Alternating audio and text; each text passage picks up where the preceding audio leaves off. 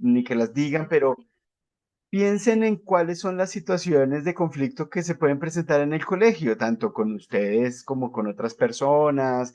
¿Qué es lo que puede llegar a pasar que hace que eso que llamamos una comunidad en paz se vea afectada? Como que esas situaciones que uno dice, uy, ya que de golpe no estamos llegando a la comunidad en paz que queremos. Y usualmente esas son situaciones de conflicto. Los conflictos no son ni buenos ni malos, pero la forma en que manejamos los conflictos sí puede ser como productiva o improductiva, puede tener consecuencias positivas o algunas veces puede incluso tener consecuencias negativas entre la gente. Pero los conflictos son situaciones normales de la vida, siempre están, porque son posiciones encontradas, visiones diferentes. Los conflictos pueden ser entre estudiantes, entre docentes, entre familias y entre todas las personas, porque obviamente puede haber formas de ver las cosas que son distintas, experiencias personales que difieren, posiciones que pueden entrar en conflicto. Y como vamos a hablar hoy sobre todo de la relación entre familias y colegio, de la alianza, hay algunas veces puede haber tensiones, tensiones entre las familias y el colegio, tensiones de ambos lados, ¿no? No solamente de un lado para otro, sino de ambos lados. Esas tensiones pueden estar originadas muchas veces en problemas de comunicación, en malos entendidos o en situaciones de realmente que pueden causar formas de interpretación que no necesariamente se deben entenderla mal, sino entenderla desde perspectivas donde tenemos información incompleta, donde partimos de muchos supuestos. A veces partimos de prejuicios. Todos nosotros tenemos un montón de prejuicios que juegan en la interpretación que hacemos frente a la información que tenemos y a veces son esos supuestos los que están allí. Hay una cosa importante acá y es que las emociones son vitales pues en la vida en general, pero en las situaciones de conflicto y en la manera que tengamos para manejarlas son muy importantes. Muchas veces los conflictos se originan en emociones o escalan porque hay emociones que no necesariamente manejamos de la mejor manera. Y en la cosa es que las emociones que sentimos con los niños, niñas y jóvenes, con los hijos e hijas, son para mí las emociones más intensas de la vida. O sea, uno puede sentir cosas en otros escenarios, a uno le sacan la piedra en el trabajo, en la calle, uno se pone triste por cosas que le pasan, pero cuando los hijos están involucrados, esas emociones tienen una intensidad muy alta. Y eso hace que muchas veces esas emociones intensas metan ruido y hagan que no necesariamente nos alineemos con lo que queremos lograr. También puede ser que en muchas veces nos quedamos solamente con una versión de las cosas. He visto que a veces uno como papá llega al colegio como diciendo, vea, pasó esto y lo da como un hecho. Y entonces llega diciendo, necesito que cambien estas cosas, o pasó esto con este Papi, niño, esta niña, o con estas personas. Y en realidad, pues uno no sabe, uno tiene parte de la información, uno tiene algo que le contaron, algo que le dijeron, no quiere decir que no sea cierto, pero dentro de esa certeza y dentro de esta evaluación de la situación, pues casi siempre hay múltiples versiones que necesitamos articular para saber exactamente qué es lo que ha pasado. Y los conflictos tienen otra cosa que pasa y es que la manera en que los manejamos, sobre todo cuando usamos agresión, cuando usamos tonos de voz que se pasan y termina uno subiendo la voz hasta que de golpe gritar, o cuando usamos tonos irónicos, o cuando acusamos a alguien de algo, o cuando hacemos algo que puede ser agresivo, que todos lo podemos, lo hemos hecho, no lo podemos hacer, lo hemos hecho.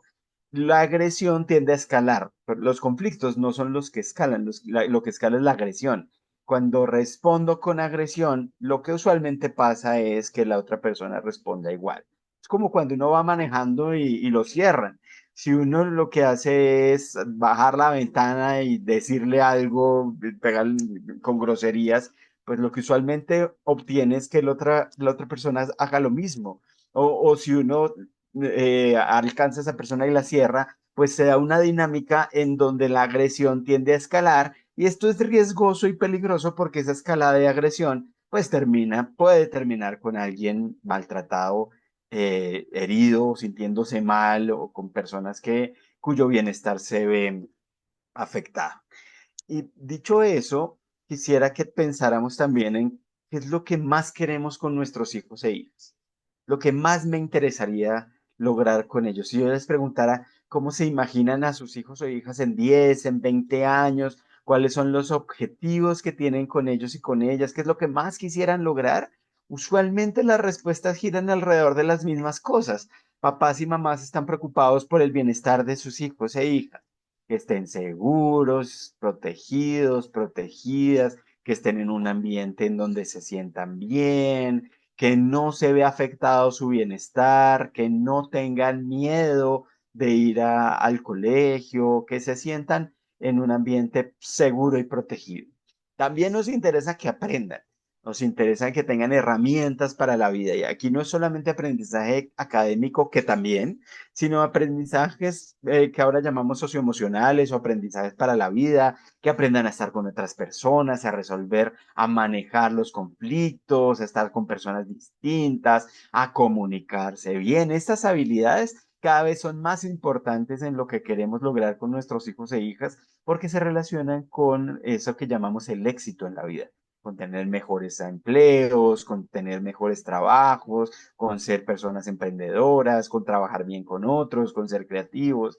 Esto usualmente es parte de lo que queremos lograr con ellos y con ellos. Que sean felices, sin duda alguna. Y pensando en la felicidad, más que estar contento, ¿no? La felicidad no es que yo esté sonriendo y eufórico todo el tiempo, sino ser felices, alcanzar mis logros, ser felices, tener una vida plena. Ser feliz puede ser incluso abrazar, abordar, reconocer que la vida tiene momentos tristes y que esos momentos tristes son parte de esa felicidad que construimos. Ser feliz no es simplemente tener ausencia de situaciones que no me producen confort, de situaciones de disconfort, sino que ser feliz pues es un concepto mucho más amplio. A veces caemos en la trampa de pensar que ser feliz es que todo salga como queremos, que ser feliz es hacer todo para que nuestros hijos estén bien, que ser feliz es resolver todos los problemas por nuestros hijos. Y eso es una trampa gigante porque parte de la vida es aprender a frustrarse, parte de la vida es aprender que las cosas no salen como yo quiero,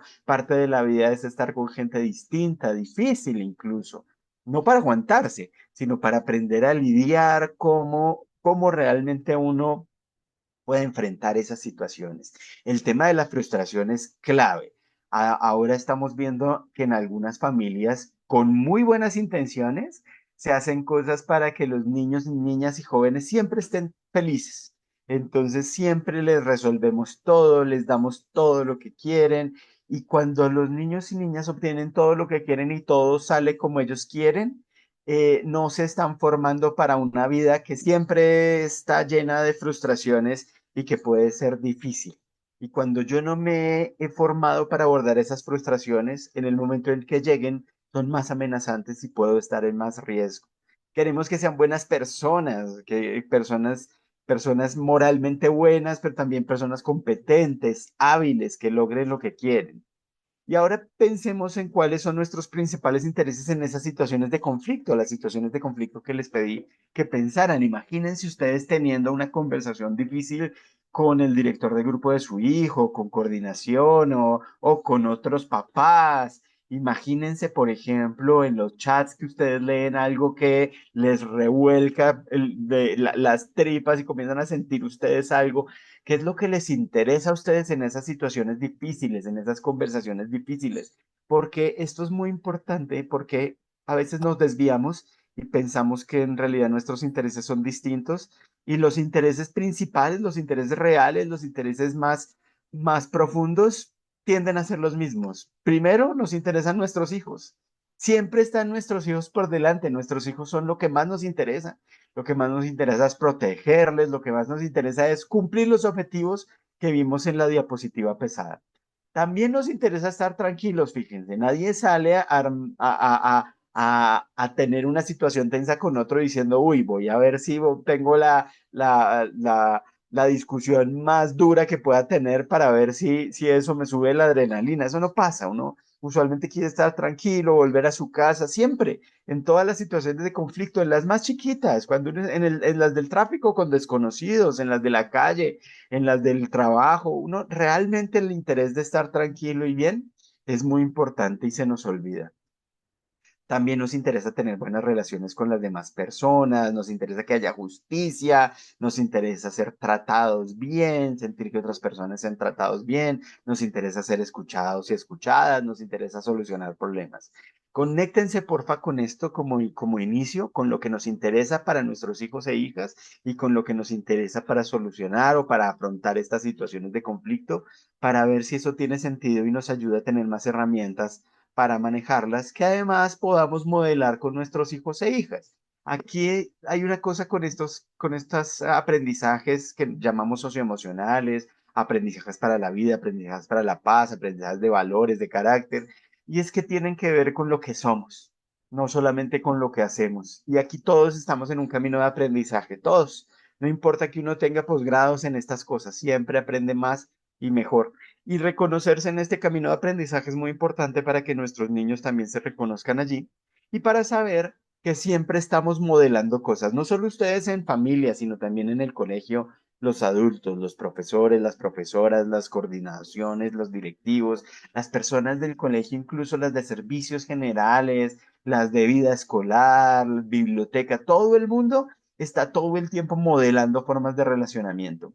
Cuando nuestros niños y niñas ven gente que puede estar en ese camino de aprender y maneja sus conflictos bien, vamos bien. Pero cuando lo que ven es que los adultos no podemos, que por ejemplo en mi familia todo el tiempo mis papás viven agarrados peleando, que en mi familia todo el tiempo las cosas, las diferencias se manejan con gritos, con agresión, o que en mi colegio mis profesores están desregulados y tienden a usar mecanismos que muestran efectivamente que no tienen buenos mecanismos, o cuando los profesores también tienen conflictos que no manejan bien. Esto es fundamental porque uno puede hacer 1000 talleres, 1000 charlas, tener un currículo maravilloso, programas, campañas, pero es en lo que los adultos somos y lo que hacemos que está en gran medida el mayor porcentaje de lo que los niños, niñas y jóvenes terminan aprendiendo. ¿Qué son los conflictos? Son situaciones en donde hay posiciones encontradas, hay un desacuerdo. No son ni buenos ni malos, estar en desacuerdo no implica que uno va a pelear con otra persona, que va a agredir a otra persona, no. Los conflictos son naturales, no podemos escaparnos de ellos. Siempre estamos con personas que piensan distinto, que quieren la misma cosa que yo. Desde chiquitos los conflictos entre los niños pequeños por los juguetes, los conflictos más grandes cuando se dan en términos de las relaciones de amistad, en querer estar con una persona, en querer mandar en los juegos. Después están más grandes y comienzan a definirse grupos y entonces se dan los conflictos entre nosotros y ellos. Las personas que se parecen a mí son mis amigos y los que no tanto. Luego hay conflictos relacionados, por ejemplo, con grupos más complejos o con las primeras relaciones amorosas de noviazgo, porque me gustan la misma persona que a otra persona o algo así. Luego los conflictos entre pareja, en grupo, en el trabajo. Los conflictos siempre están allí. Las buenas relaciones que tenemos son relaciones no que tengan ausencia de conflictos, sino relaciones en donde nuestros conflictos han sido bien manejados. Lo que uno sí puede calificar como bueno o malo es la manera de manejar conflictos. Si los conflictos sirven para fortalecer las relaciones, para crear acuerdos de beneficio mutuo, para hacer cosas en donde estamos mejor, bien. Si los conflictos lo que hacen es que rompen relaciones, me hacen sentir mal a mí, hacen sentir mal a otra persona, de golpe puedo usar mejores estrategias para manejarlo. Y pensando en estas estrategias, todos tenemos diferentes formas de abordar los conflictos donde tendemos a preferir alguno de estos estilos. Por un lado, cuando tenemos estas situaciones difíciles, hay unos intereses que tengo yo. Entonces, la preocupación por uno mismo, por lo que yo quiero lograr, por lo que me interesa, y por el otro lado, en el eje horizontal, la preocupación por el otro, lo que le interesa al otro. Cuando yo le doy una importancia muy grande a lo que yo quiero y muy poca importancia a lo que el otro quiere, tiendo a competir, a imponerme, que se haga lo que yo quiera. Esto no es necesariamente malo. Si yo estoy discutiendo sobre algo o tengo un conflicto sobre algo que para mí es muy importante, fundamental, de principios, quizás debo darle un poco más de importancia a lo que yo quiero que a lo que el otro quiere.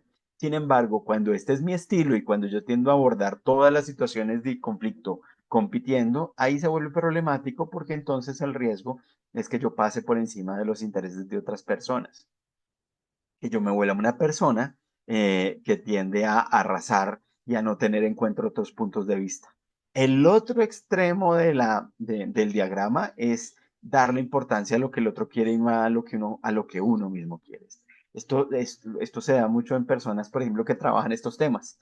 Entonces, cuando uno comienza a aprender sobre conflictos, tiende a construir una visión que a veces como que niega la importancia de los conflictos y quiere evitarlos.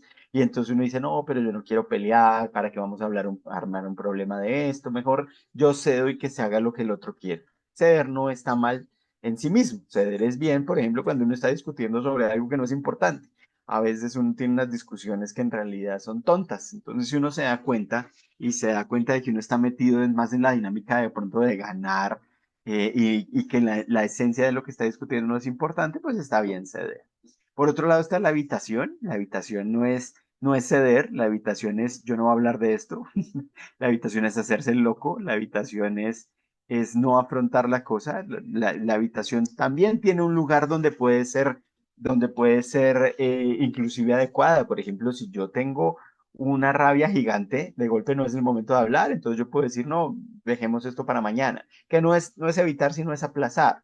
Pero todos tenemos por ahí unas conversaciones que no hemos tenido, hay que ver hasta qué punto podemos tenerlas. Y todos estos estilos, salvo de golpe la colaboración, nos tienen consecuencias negativas cuando son mi estilo principal, cuando tiendo a hacer eso todo el tiempo. Y hay una trampita acá, digamos, ustedes ya deben intuir que el mejor estilo es el de colaboración, porque si logro colaborar, se van a cumplir tanto mis propios intereses, se van a satisfacer, como los intereses de las otras personas. Hay una trampita que hay, es que la mayoría de las personas piensan que una buena negociación es en un punto medio, que estamos muy acostumbrados a esquemas de regateo, a pensar como en tú cedes un poco, yo cedo un poco, llegamos al punto medio y esa es la mejor negociación. A veces sí, pero la gran mayoría de las veces no. De hecho, incluso cuando uno está discutiendo por plata, cuando uno está haciendo un negocio, cuando uno está haciendo un negocio y quiere ganar más, incluso ahí hay otros intereses distintos al dinero. Están los intereses de prestigio, de confianza, de saber que uno puede estar con otra gente digna de esa relación que construye uno, que pueden estar incluso a veces por encima del dinero. Y entonces el punto medio tiene el problema de que uno queda medio bien, no necesariamente bien del todo. Y uno lo que quiere es realmente tratar de quedar lo mejor que pueda. Y aquí viene el concepto de gana-gana y de gana-pierde, que usualmente lo usamos en la vida cotidiana no tan bien. Los conceptos de gana-gana y gana-pierde se entienden como una negociación. La gana-gana a veces se entiende como, tenemos este punto medio y ambos ganamos. No, la gana-gana tiene que ver con la naturaleza de la negociación. Imagínense este ponqué de chocolate. Imagínense que no está partido, sino que está completo y que entonces vamos a negociar sobre ese ponqué y entonces comienza una dinámica que no necesariamente tiene que ser agresiva, puede ser muy, muy amable, en donde podemos decir, oye, a mí me interesa mucho tener gran porcentaje del ponqué. Yo creo que, dado que yo soy invitado en el colegio y ustedes son excelentes anfitriones y la cultura y la hospitalidad paisa es emblemática, no esperaría menos que ustedes me den el 80% del ponqué y se queden con el 20%. Y ustedes pueden decirnos todo lo contrario. Nosotros somos un montón de gente, ya somos, ¿cuántos? Ya somos 90, más de 90 personas, usted solo uno. Lo que debería hacer es que usted nos dé el 90% o más y le damos el 10%. Y entonces fíjense que uno pensaría que la mejor solución a este conflicto o a esta discusión, en realidad sí es un conflicto. Fíjense, ¿cuáles son las posiciones? Yo quiero la mayor parte de la torta y la otra posición es yo también. Eso que está enfrentado, la gran mayoría de las veces las personas pensarían, pues la mejor decisión, ¿cuál es? Mitad. Yo parto y tú decides. Y cada uno se va con la mitad de la torta. Y no necesariamente, puede que sí, pero la gran mayoría de las veces la cosa no es así. La gran mayoría de las veces los intereses que están detrás pueden ser tan diversos que en realidad no sabemos qué es lo que está detrás de lo que yo quiero hacer. Y ahí viene el primer punto importante de resolución de conflictos que nosotros hemos aprendido y que tratamos de poner en práctica en nuestras vidas y de que los niños y niñas la aprendan y los docentes, padres y madres de familia también. Y es lo primero que uno debe tratar de hacer en los conflictos es salir de las posiciones y centrarse en los intereses. Y para eso hay dos preguntas básicas. ¿Por qué quieres eso y para qué lo quieres? Y estas preguntas pueden resolver con una lista. Yo quiero esto por esto, por esto, por esto, por esto. Y uno puede priorizar y uno puede decir, vea, realmente lo que yo más quiero acá es esto. Las posiciones están en conflicto. Esa es la definición del conflicto. Choque de posiciones. Los intereses no necesariamente. Los intereses muchas veces nos acercan. Los intereses pueden ser compartidos. Nos interesa estar bien, nos interesa seguir siendo amigos, nos interesa confiar en el otro. Ese interés compartido nos puede ayudar a anclar soluciones de beneficio mutuo. Fíjense la diferencia de la negociación. La primera negociación de la torta era, yo quiero esta torta, tú quieres esta torta. La torta que yo recibo es torta que tú dejas de ganar. Esa es la definición de gana-pierde. Lo que yo gano lo pierdes tú. El gana-gana es salir de esa negociación de valor cero y pensar que mi ganancia no implica tu pérdida, sino que ambos ganamos. ¿Cómo? Fíjense que si yo en lugar de decir yo quiero tanta torta, le pregunto a otra persona hipotética con la que yo estoy negociando, ¿tú por qué quieres la torta? ¿Para qué la quieres? ¿Qué me podría responder? Me podría responder miles de cosas, por lo menos cientos. Me podría decir, tengo antojo de algo dulce. Me podría decir, voy para la casa de mi novia, mi esposa, lo que sea, y quiero llevar esto porque quedaría como un príncipe. Me podría decir, tal persona que quiero está de cumpleaños y quiero esta torta para celebrarle el cumpleaños. Tenemos una despedida, tenemos esto. Mis hijos adoran el chocolate y quiero llevarles esto. Fíjense que cuando las personas me dicen eso, yo ya comienzo a entender qué es lo que esa persona quiere y en mi cabeza lo que debería estar pasando es, ¿qué puedo hacer yo para que esa persona obtenga lo que quiere? No para que yo gane y llevarme la mayoría de la torta, sino qué puedo hacer yo para que esa persona obtenga lo que quiere y qué puedo hacer yo también para obtener lo que quiero. Y entonces después de preguntarle al otro, le cuento yo y le digo, mira, yo quiero la torta por esto y por esto y por esto. Y ahí la diferencia es total, porque entonces ya no es repartirnosla de golpe. Si ambos estamos antojados, pues de golpe lo la repartimos. La mayoría de las veces no. La mayoría de las veces es, ¿y qué podemos hacer? ¿Qué podemos hacer para resolver esta situación? Si yo necesito una torta para el cumpleaños, no me sirve un pedazo de torta, necesito toda. Y entonces, ¿qué hago con tus intereses? Porque si yo me llevo la torta, necesito pensar yo cómo hago para satisfacer tus intereses. Si tus intereses son que quieres algo dulce, entonces de golpe vamos y te compro un par de brownies o tres brownies o lo que sea que te pueda gustar o dos chocolatinas o qué es lo que más te gusta. Y ahí puede que negociemos y ambos salgamos bien, tranquilos, sintiendo que nuestras necesidades están satisfechas de una manera suficiente. Hay un ejercicio que hacemos, si estuviéramos viéndonos de pronto lo podríamos hacer, y es que hacemos grupos de personas y les damos a cada grupo un número de dulces, con uno menos por integrantes del grupo. Es decir, si hay tres personas o cuatro en el grupo, cuatro, digamos, les damos tres dulces y les decimos repártanselos, pero no los pueden partir. Y entonces, ¿qué pasa ahí? Que usualmente hay alguien que dice, yo no quiero el dulce, yo no como dulce, cómanlo ustedes, y siempre queda alguien sin dulce, no importa. Después lo que hacemos es dar una segunda ronda y les decimos, listo, ahora vamos a pensar cómo podemos hacer para resolver este problema y les voy a pedir que piensen en 30 opciones. Ahí les he puesto hasta 60 opciones. Y ahí comienza a pasar algo que es súper bonito y es que la gente se sale de esa idea de repartirse los dulces y comienzan a pensar en resolver el problema. Pues no lo hemos hecho con estudiantes, pasan cosas maravillosas. Por ejemplo, una vez unos estudiantes casi siempre nos dicen cosas como, cojamos estos dulces, los vendemos y nos compramos algo para los cuatro. O en un colegio, en un barrio vulnerable acá en Bogotá, los niños dijeron, venga, cojamos los dulces y se los llevamos a las personas más fregadas del barrio que no tienen que comer.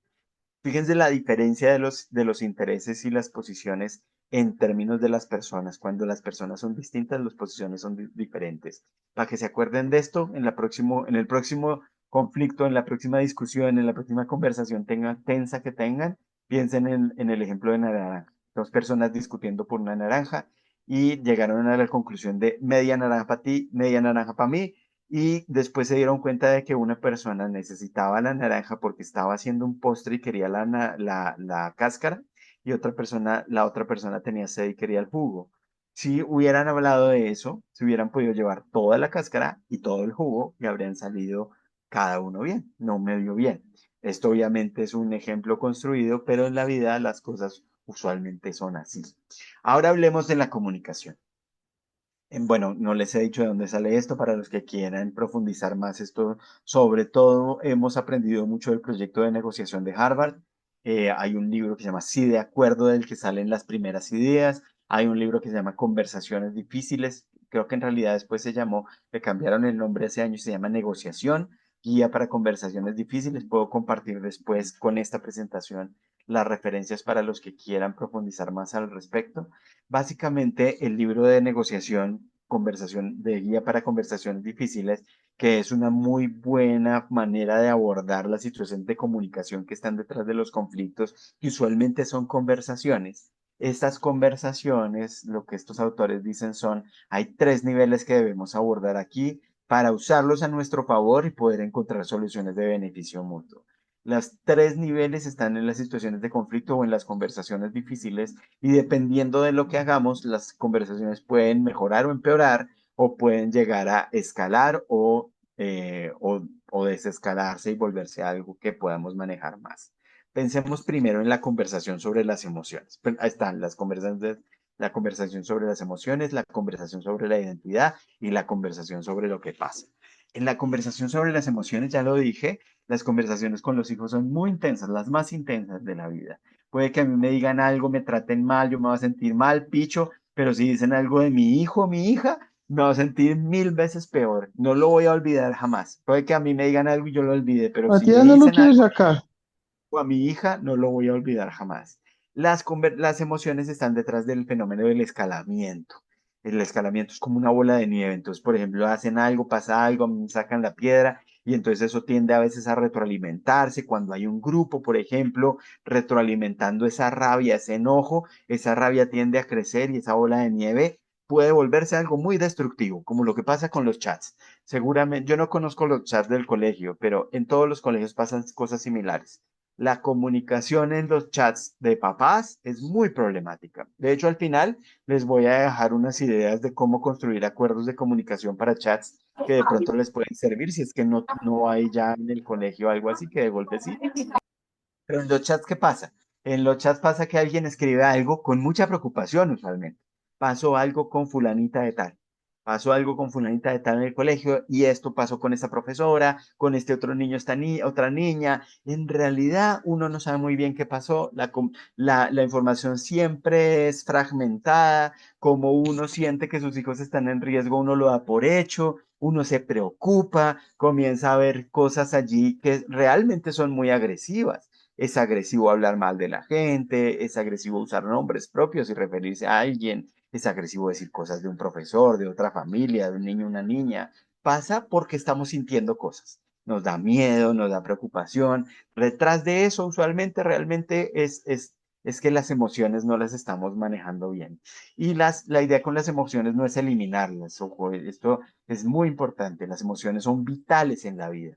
Si yo tengo rabia, no es quitarme la rabia y irme feliz, tranquilo, no. La idea es bajarle la temperatura para que yo esté en control y no mi rabia, para que yo tenga realmente, esté en el timón, para que después yo no diga, uy, me dio un rabio, no, hice un montón de cosas y la embarré, sino que yo esté en control de esto y para eso es bien importante regular las emociones, no eliminarlas, regularlas. Es como realmente bajarle la temperatura a la cosa, porque si no lo hacemos, tenemos que preguntarnos qué es lo que pasa con nuestras acciones en estas comunicaciones, en los chats, en las interacciones con el colegio, en las conversaciones con las familias. En colegios como el de ustedes tiende a pasar algo y es que todas las familias se conocen, además vienen desde siempre, entonces se encuentran en otros espacios, hay conversaciones, esas conversaciones a veces son difíciles, tensas sobre lo que ocurre en el colegio.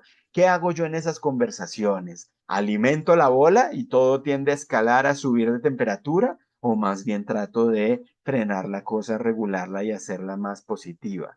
¿Cómo hacer esto? Entonces, ¿qué hacer con las emociones? Lo primero que hay que hacer con las emociones es reconocer que tienen sentido. Con las emociones uno no tiene que pensar en me tengo que calmar, sino, oiga, estoy sintiendo algo, esto que estoy sintiendo, pues tiene un sentido. Si yo tengo rabia, la rabia usualmente muestra injusticias. Entonces a mí me da rabia porque hay algo que siento que es injusto, que no debería ocurrir, que va en contra de alguien. Y eso es muy poderoso. Esa rabia me muestra que hay que hacer algo. Hay que hacer algo para restaurar la justicia, para defender a alguien, para defenderme a mí mismo, para defender a mi hijo.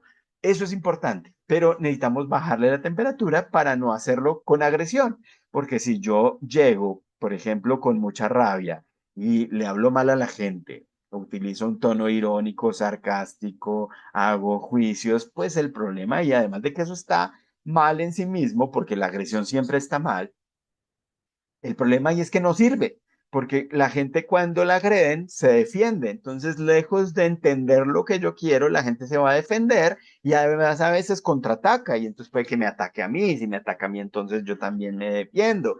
Y en la relación entre las familias del colegio se da un fenómeno muy de papa caliente.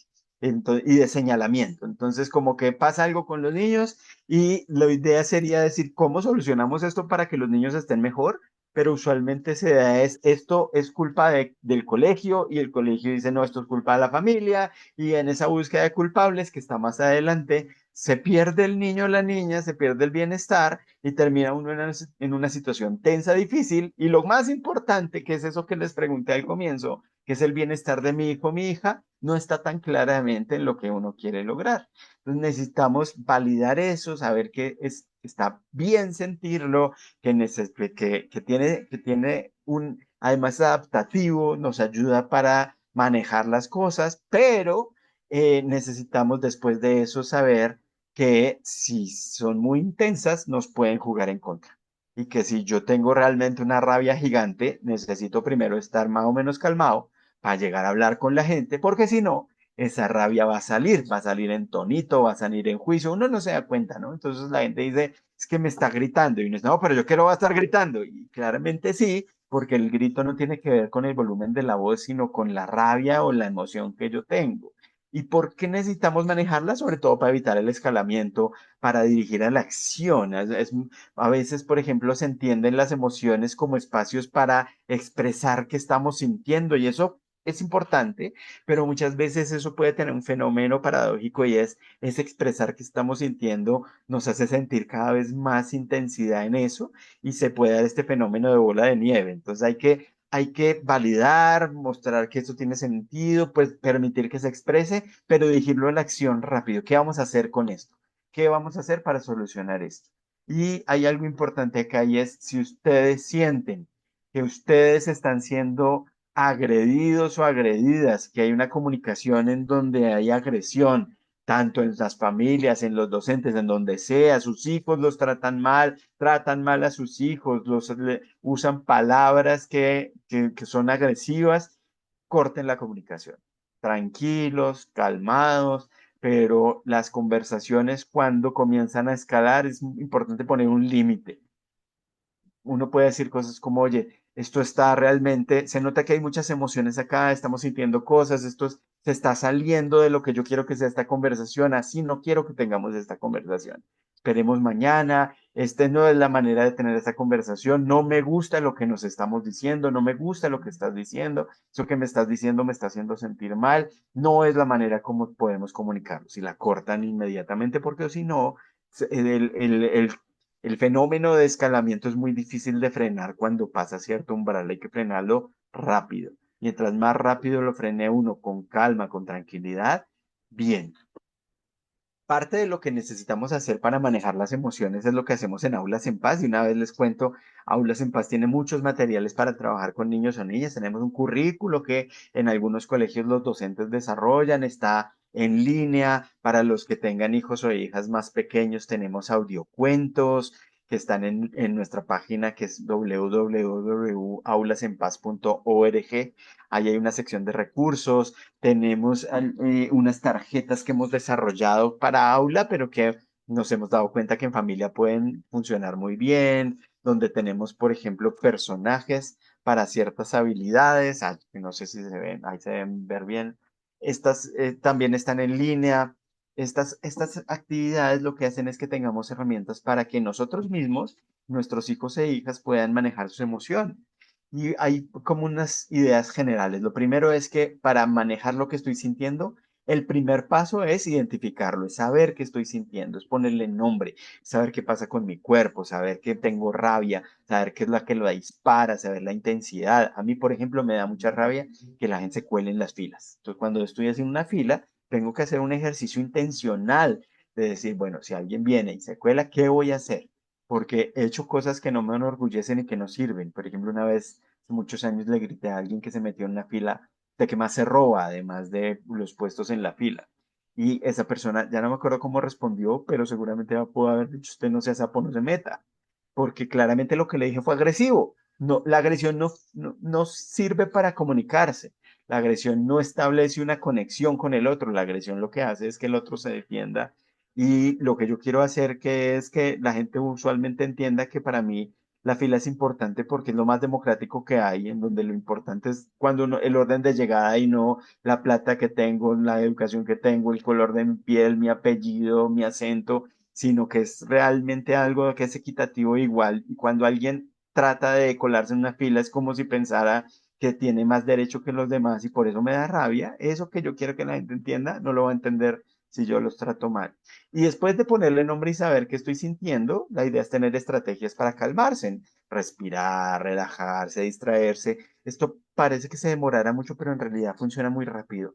Si yo me doy cuenta y respiro 2, 3 veces rápidamente, puede que ya esté listo para hacer algo. Y se vuelve una cosa que uno entrena. No es algo que simplemente suceda porque lo oímos hoy, sino que se vuelve un estilo de vida y algo que yo voy entrenando y va a haber situaciones más retadoras donde va a ser más difícil, situaciones más fáciles. Con los niños lo hacemos todo el tiempo, con los personajes, con las actividades de aulas en paz, con literatura infantil y con los adultos también para prepararlos para trabajar con los niños. El segundo nivel es el de la conversación de la identidad. La identidad es lo que yo pienso de mí y eso es una cosa muy profunda. Y hay 3 niveles profundos de identidad. El sentirse competente, bueno, hábil. Cuando le pegan a eso, cuando dicen es que usted es malo, usted es un mal profesional, sobre todo cuando me dicen algo que me hace sentir mal papá o mala mamá, uy, esa vaina realmente lo desestabiliza a uno. Y eso hace que uno adopte una posición a veces muy de confrontación, de pelea, como así, uno le da rabia y uno dice, no, usted me está diciendo mal papá a mí, respete. Y ese tipo de cosas cortan la comunicación. El otro nivel es el ser buena persona. Si a uno lo acusan de ser una persona mala, muy deshonesta, también ahí se activa una vaina muy profunda. Y el tercer nivel es ser una persona digna de cariño, digna de pertenencia. O sea, a veces es muy sutil, por ejemplo, cuando hay cosas que afectan la pertenencia, cuando estas ideas de es que tú no perteneces a esta comunidad, eso también le da a uno en lo profundo. Entonces, necesitamos pensar cómo hacer para nosotros no afectar la identidad de los demás y también hacer para que nuestra identidad sea cada vez más fuerte para que ese tipo de comentarios que a veces la gente hace con buena intención, a veces no, pero a veces con buena intención no me lleguen y sean tan destructivos. Eh, ¿Cómo podemos fortalecer nuestra propia identidad? Reconociendo matices, por ejemplo, reconociendo que no todos somos completamente buenos ni moralmente ni en términos de habilidades, que siempre estamos allí aprendiendo, que somos sujetos de perfeccionamiento. Para los que quieran averiguar más, hay unas teorías sobre el mindset, la mentalidad de crecimiento que son súper poderosas. Paradójicamente, cuando yo siento que soy bueno para algo, mi identidad puede que esté más en riesgo.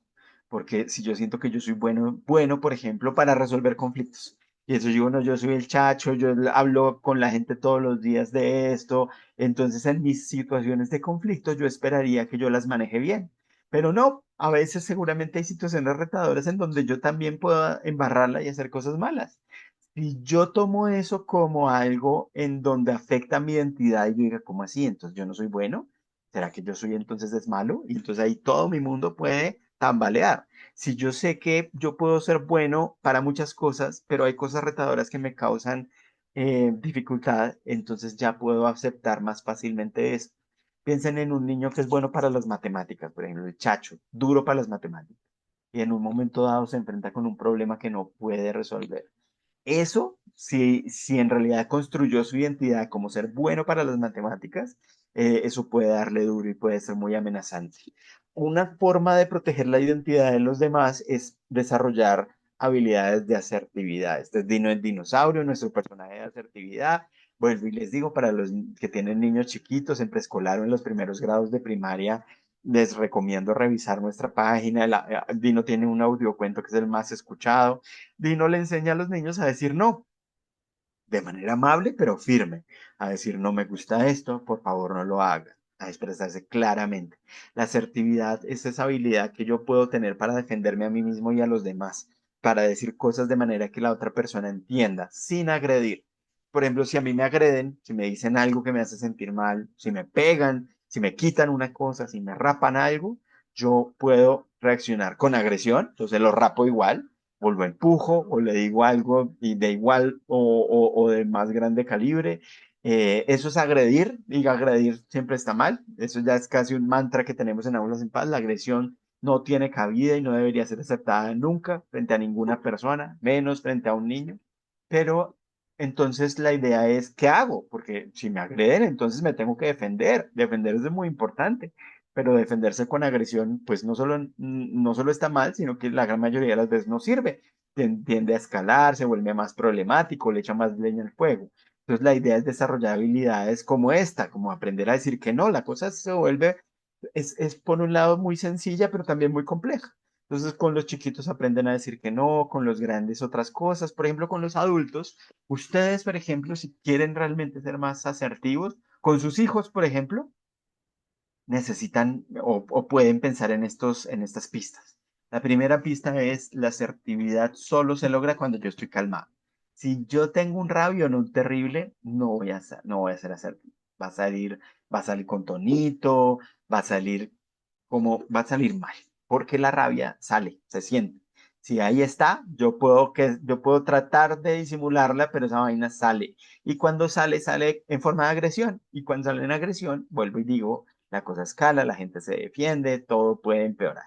Para ser asertivo hay que ser simple y directo. Y acá los papás la embarramos un montón a veces, porque somos muy cantaletudos muchas veces. Cuando uno es cantaletudo, no es asertivo.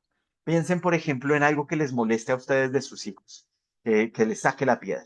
Bueno, depende de la edad, ¿no? Pero hay cosas que se repiten mucho, el desorden, por ejemplo. Entonces ustedes llegan un día y ven el cuarto de su hijo o su hija vuelto una nada, todo en el piso, o los platos en donde no tienen que estar, o las cosas cotidianas que les pueden molestar. ¿Qué es lo que tiende a pasar? Que uno se activa en modo cantaleta, le da rabia y entonces uno comienza cantaletudo. ¿Qué pasa con la cantaleta? Que entra por un oído, sale por el otro. Muy, fulanito, ¿cuántas veces te he dicho? Aquí las vainas nunca se hacen, vas a terminar como tu tío. Todas estas cosas que le decimos, que tienen un valor, tampoco se lo quiero quitar porque la cantaleta tiene mucho afecto y mucho vínculo. Después uno hasta lo puede recordar con cariño, pero en ese momento no es tan efectivo. Necesitamos ser simples y directos. No agredir, no juzgar, no generalizar. Uno tiende a decir que es que tu cuarto siempre está así, usted nunca hace lo que dice. Cuando uno generaliza, la gente se defiende porque las generalizaciones siempre son inadecuadas. Si, también piénselo con alguien del trabajo o con un profesor o con una familia.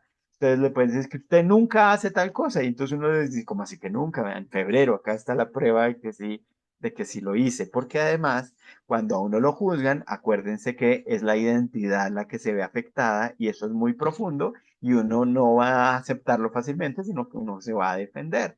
Para lograrlo hacer hay que ser específico con lo que me molesta, con las acciones y no con las personas. Duro con las acciones, no con las personas. Y hay que ser simple y directo y eso implica un lenguaje corporal y un tono de voz específico. Para ser asertivo uno tiene que tener un tono firme, un tono claro, directo. No puede ser un tonito ahí suavecito, no, tiene que ser tampoco puede ser un tono bravo, intimidante, porque uno se va para el otro lado. Y aquí les quiero dejar una de las cosas que a mí más me ha servido en la vida, que son los mensajes en primera persona. Piensen en cómo hacer mensajes en primera persona para las situaciones de conflicto, para las conversaciones difíciles, para las situaciones tensionantes, con el colegio, en la casa, en el trabajo. Úsenlo, por favor. Si les parece medio bobo, no se queden con esa interpretación inicial Yo debo confesar que a mí estas cosas me parecían como muy superficiales y muy forzadas. Fue hasta que las comencé a usar que me di cuenta lo poderosas y lo difíciles que son. Porque entonces, ¿qué es el mensaje en primera persona? El mensaje en primera persona es cambiar ese dedo acusador por hablarle a la gente de lo que yo siento. Entonces, en lugar de decirle a mi chino, es que tú eres un desordenado, las cosas siempre están, ya me cansé de decirte una y mil veces, ¿cuántas veces vamos a tener que tener esta misma conversación? Porque tú, porque tú, porque tú, porque tú siempre, siempre, siempre, porque tú nunca, nunca, nunca, porque tú eres desordenado, irresponsable, tal. A nadie le gusta eso, causa defensa. Yo le digo es cómo me siento yo, cómo me siento yo de verdad. Esto no, además no es una cosa que uno pueda fingir. Uno tiene que conectarse realmente con lo que está sintiendo. Cuando ustedes lleguen a su casa y vean el desorden, conéctense con lo que sienten. Oye, yo siento una rabia profunda, una tristeza y una frustración cuando llego y describan, cuando yo y veo todas las cosas en el piso y tu cuarto desordenado. Fíjense que ahí no han dicho nada de su hijo o de su hija. ¿Por qué? Explíquenle por qué. Porque lo hemos hablado mil veces, porque en esta familia siento que cada uno tiene que asumir sus responsabilidades. Somos un grupo, una comunidad y cada uno tiene que asumir lo que le toca. Me gustaría que la próxima vez que llegue tu cuarto esté ordenado. No les garantizo que el cuarto vaya a estar ordenado la próxima vez que lleguen, pero lo que sí les garantizo es que esto va a ayudar más a que la comunicación sea mejor. Esto va a facilitar que su hijo o su hija entiendan qué es lo que hay detrás de lo que para ustedes es importante. Que entiendan además que las acciones que ellos tienen o que dejan de hacer causan un impacto en las demás personas, en este caso en ustedes. Y eso es muy poderoso. Y puede llegar a hacer que las personas estén más dispuestas a cambiar.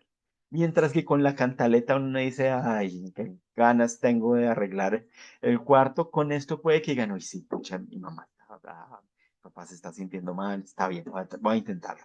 Y ahí puede haber una voluntad real de cambio. Y por último, la conversación del que pasó.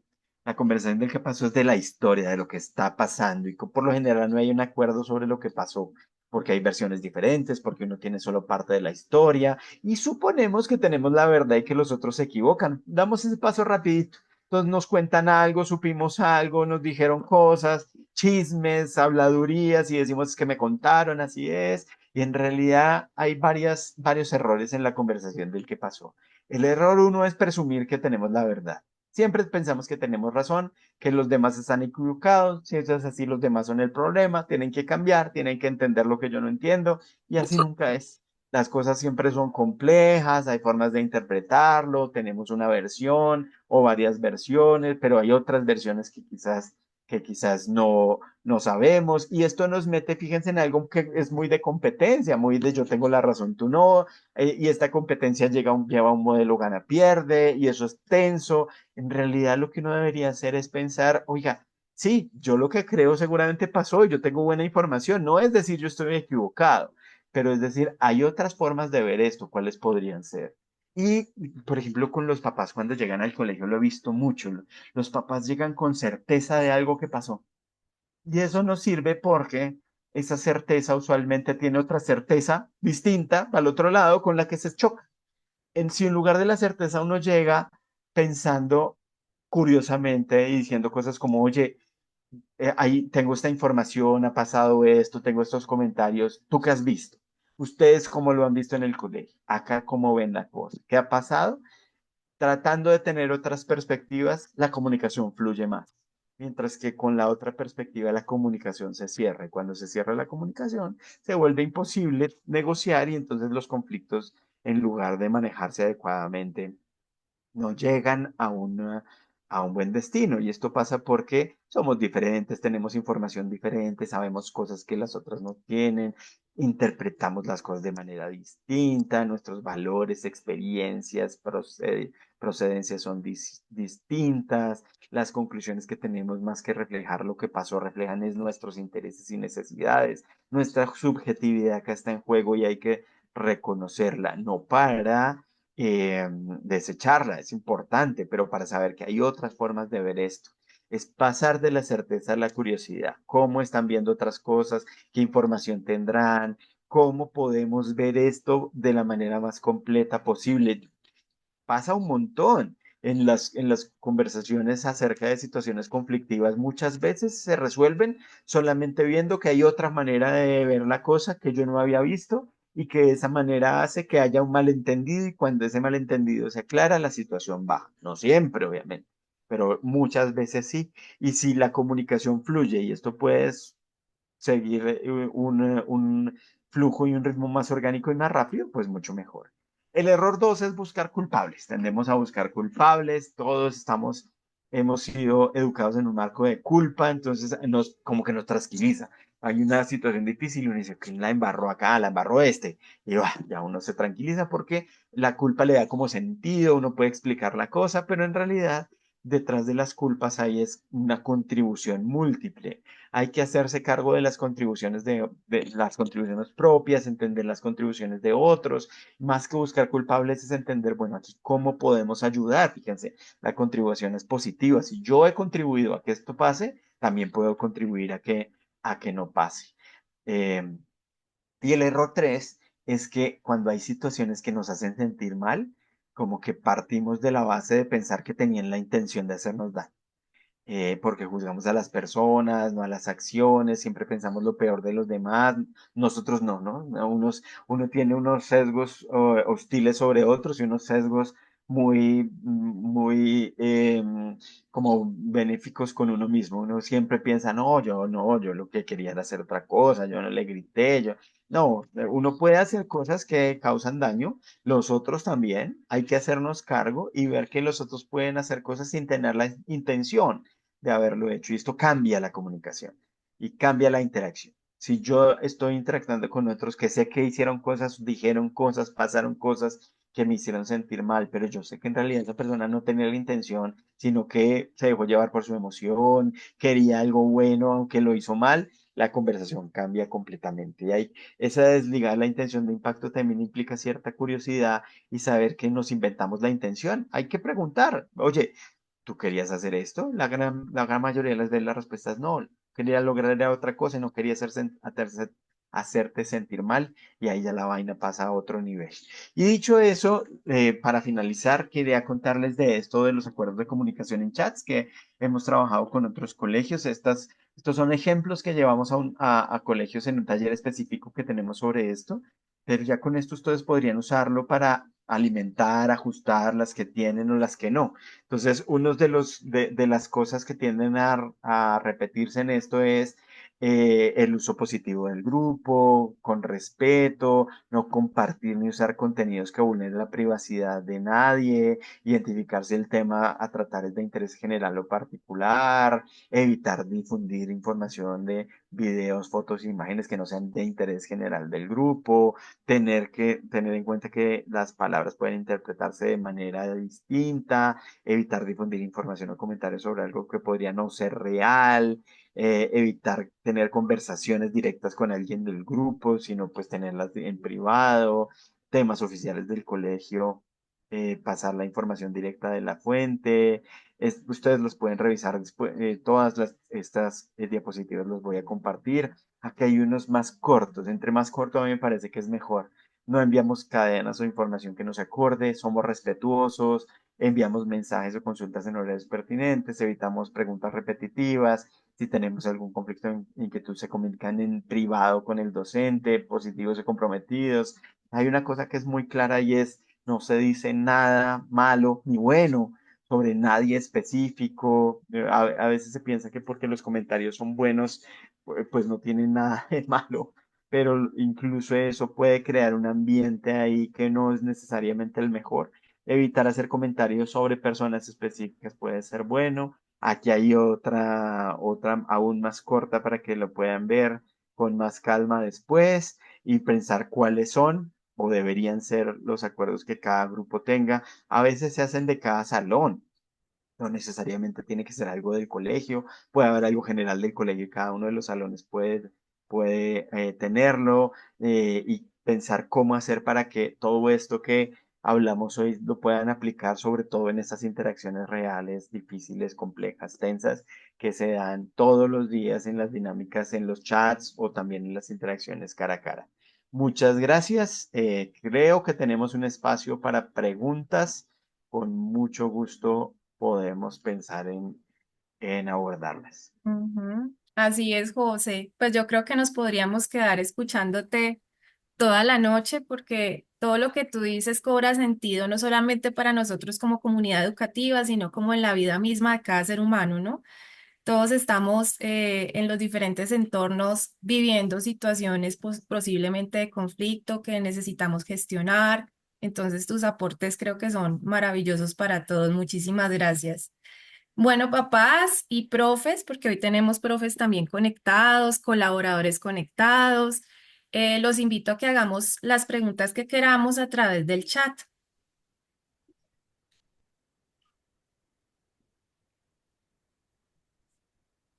Bueno, por aquí ya te van diciendo excelente charla, muchas gracias.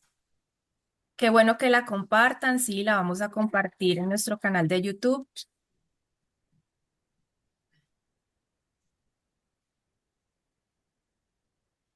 Muchas gracias. Por acá alguien propone que sería maravilloso tener normas en los chats de comunicación.